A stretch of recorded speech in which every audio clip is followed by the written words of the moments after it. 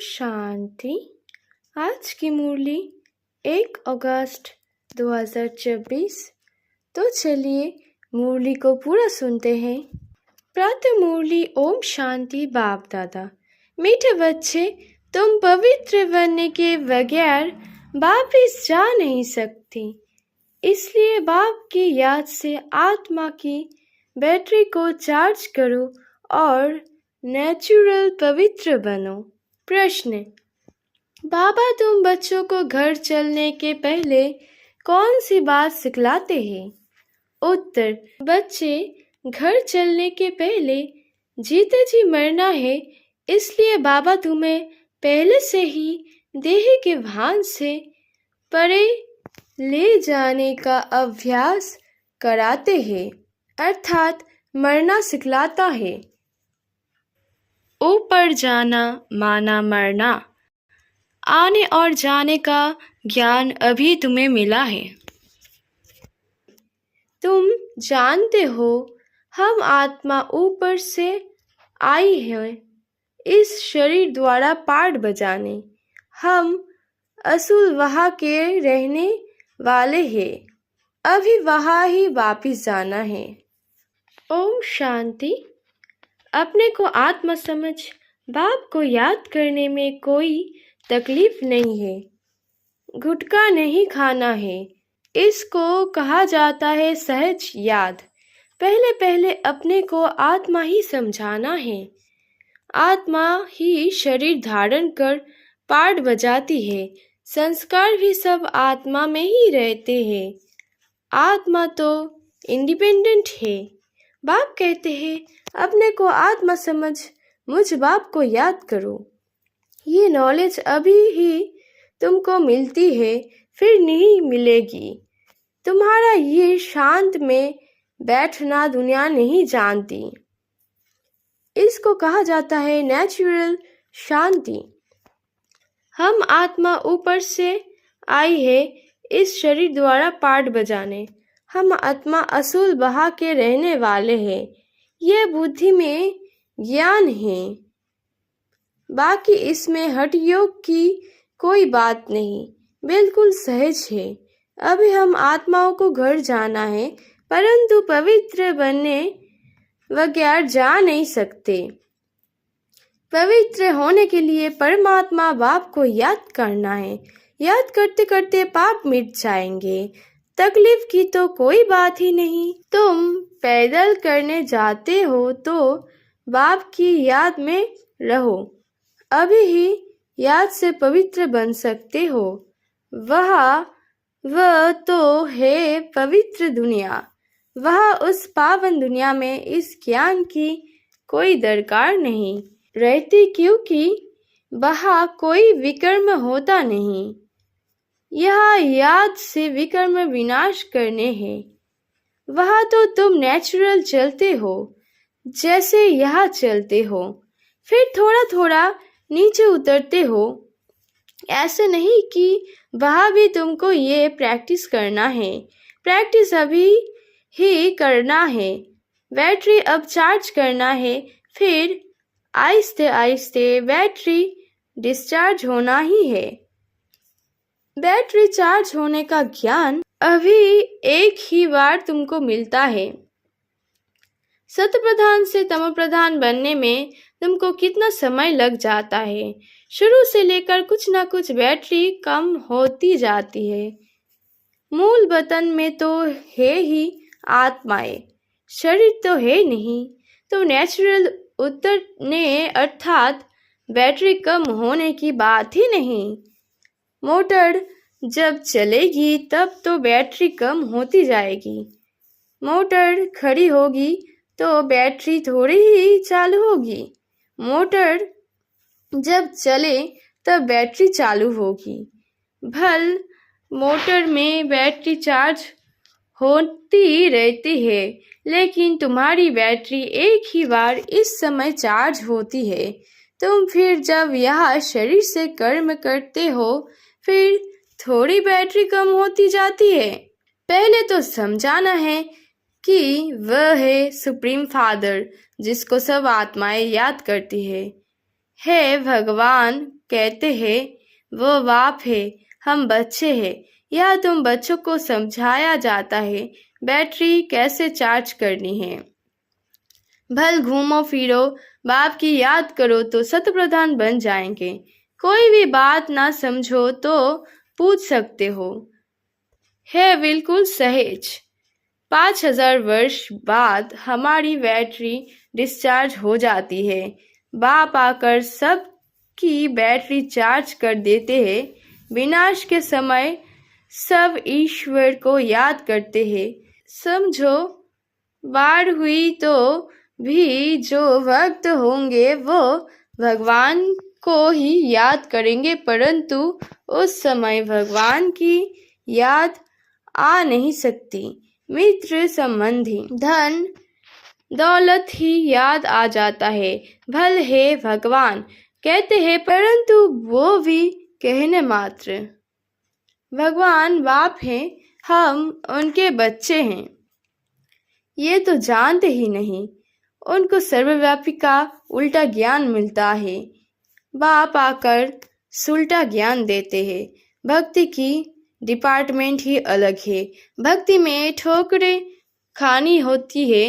ब्रह्मा की रात 100 ब्राह्मणों की रात है। ब्रह्मा का दिन 100 ब्राह्मणों का दिन है। ऐसा तो नहीं कहेंगे शूद्र का दिन, शूद्र की रात। ये राज बाप बैठे समझाते हैं।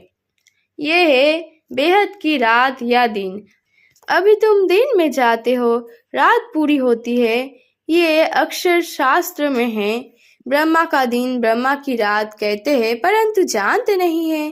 तुम्हारी बुद्धि अब बेहद में चली गई है। यूं तो देवताओं को भी कह सकते हैं विष्णु का दिन, विष्णु की रात, क्योंकि विष्णु और ब्रह्मा का संबंध भी समझाया जाता है। त्रिमूर्ति का ऑक्यूपेशन क्या है और तो कोई समझ ना सके। वो तो भगवान को ही कच्छ में व जन्म मरण के चक्र में ले गए हैं। राधे कृष्ण आदि भी मनुष्य है, परंतु देवी गुण वाले। अभी तुमको ऐसा बनना है, दूसरे जन्म में देवता बन जाएंगे। 84 जन्मों का जो हिसाब किताब था वह अब पूरा हुआ, फिर रिपीट होगा। अब तुमको ये शिक्षा मिल रही है। बाप कहते हैं, मीठे मीठे बच्चों, अपने को आत्मा निश्चय करो। कहते भी है हम पाठधारी है, परंतु हम आत्माएं ऊपर से कैसे आती हैं ये नहीं समझते हैं। अपने को देहधारी ही समझ लेते हैं। हम आत्मा ऊपर से आती है, फिर कब जाएगी? ऊपर जाना मना मरना, शरीर छोड़ना। मरना कौन चाहते हैं? या तो बाप ने कहा है तुम इस शरीर को भूलते जाओ। जीते जी मरना तुमको सिखलाते हैं जो और कोई सिखला ना सके। तुम आए ही हो अपने घर जाने के लिए। घर कैसे जाना है ये ज्ञान अभी ही मिलता है। तुम्हारा इस मृत्युलोक का ये अंतिम जन्म है। अमर लोक सत्य युग को कहा जाता है। अभी तुम बच्चों की बुद्धि में है, हम जल्दी जल्दी जावे। पहले पहले तो घर मुक्तिधाम में जाना पड़ेगा। ये शरीर रूपी कपड़ा यहाँ ही छोड़ना है, फिर आत्मा चली जाएगी घर। जैसे हद के नाटक के एक्टर्स होते हैं, नाटक पूरा हुआ तो कपड़े वहाँ ही छोड़कर घर के कपड़े पहनकर घर में जाते हैं। तुम्हें भी अब ये चोला छोड़ जाना है। सत्ययुग में तो थोड़े देवताएं होते हैं, यहाँ तो कितने मनुष्य हैं अनगिनत। वह तो होगा ही एक आदि सनातन देवी देवता धर्म। अभी तो अपने को हिंदू कह देते हैं, अपने श्रेष्ठ धर्म कर्म को भूल गए हैं, तब तो दुखी हुई है। सत्ययुग में तुम्हारा श्रेष्ठ कर्म धर्म था, अभी कलियुग में धर्म भ्रष्ट है। बुद्धि में आता है कि हम कैसे गिरे हैं। अभी तुम बेहद के बाप का परिचय देते हो। बेहद का बाप ही आकर नई दुनिया स्वर्ग रचते हैं। कहते हैं मन मना भव।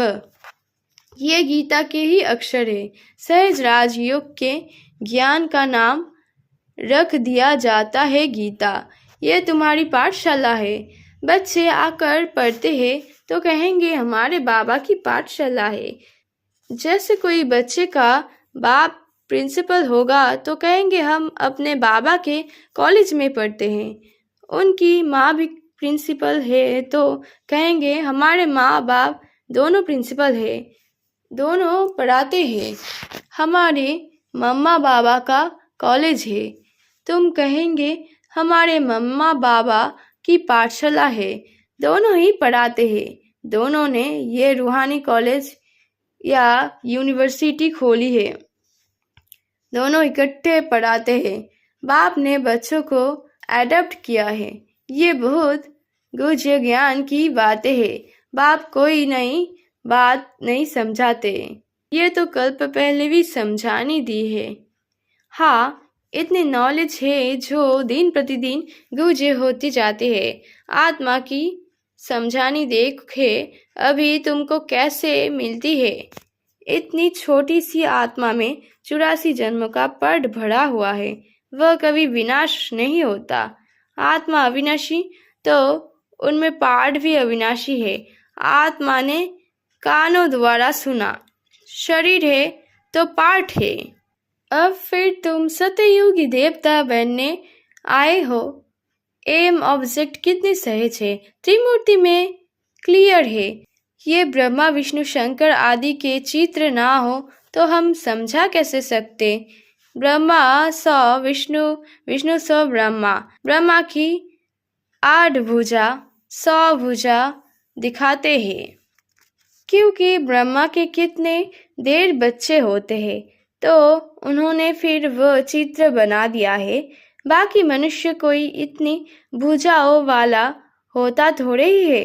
बाप ही बैठ समझाते हैं। मनुष्य तो कुछ भी जानते नहीं। ये भी खेल है। ये कोई को पता नहीं है कि ये कब से शुरू हुआ है। परंपरा कह देते हैं और वह भी कब से। तो मीठे मीठे बच्चों को बाप पढ़ाते हैं। वह टीचर भी है तो गुरु भी है। तो बच्चों को कितनी खुशी होनी चाहिए। ये म्यूजियम आदि किसके डायरेक्शन से खोलते हैं। यहाँ है ही माँ बाप और बच्चे, ढेर बच्चे हैं। डायरेक्शन पर खोलते रहते हैं। लोग कहते हैं तुम कहते हो भगवान उवाच, तो रथ द्वारा हमको भगवान का साक्षात्कार कराओ। और तुमने आत्मा का साक्षात्कार किया है। इतनी छोटी सी बिंदु का साक्षात्कार तुम क्या कर सकोगे। जरूरत ही नहीं है। ये तो आत्मा को जानना होता है।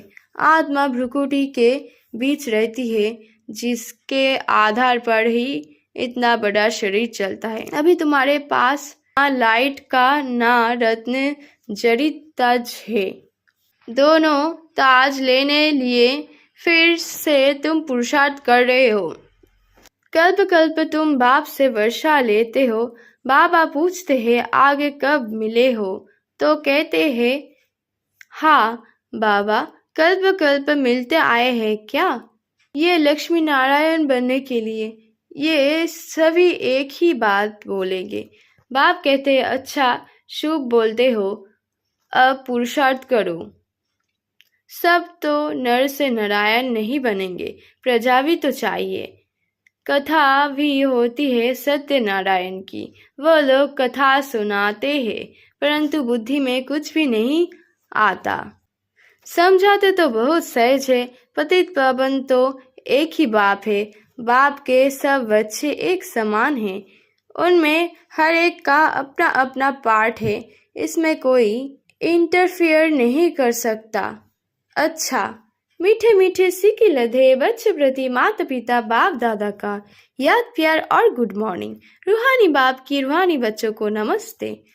धारणा के लिए मुख्य सार, इस शरीर रूपी कपड़े से ममत्व निकाल जीते जी मरना है, अर्थात अपने सब पुराने हिसाब किताब चुक्त करने हैं।